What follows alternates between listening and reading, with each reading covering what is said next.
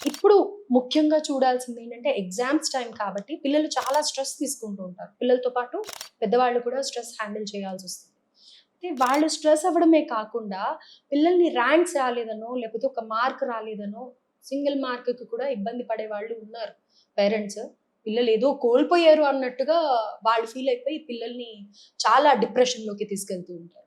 So, అసలు ఈ స్ట్రెస్‌ని ఎలా హ్యాండిల్ చేయాలి అనంటారు? ముఖ్యంగా ఈ ఎగ్జామ్స్ టైంలో పేరెంట్ ఆ తల్లి, తండ్రి కూల్‌గా ఉంటే ఆటోమేటిక్‌గా పిల్లలు కూడా ఏదో చదువుకున్నది గుర్తుపెట్టుకొని రాస్తారు ఆ స్ట్రెస్ లేకుండా. సో, ఎలా హ్యాండిల్ చేయాలి అని? సో పేరెంట్ ఎలా అయితే టెంపరేచర్ ఇంటికి సెట్ చేస్తారో అలాగే పిల్లలు తయారవుతారు. హ్మ్. నేను చూశాను పేరెంట్స్‌ని హా ఎగ్జామినేషన్ హాల్ వరకు వెళ్ళిపోయి, అక్కడ పిల్లలు చదువుతూ ఉంటే ఇట్లా వాటర్‌లు పట్టించి, హ్మ్. ఓకే. అట్లా వీళ్ళు చదువుతూనే ఉంటే ఇట్లా తినిపిచ్చి, ఇట్లా టిష్యూ పేపర్‌తో తుడిచి.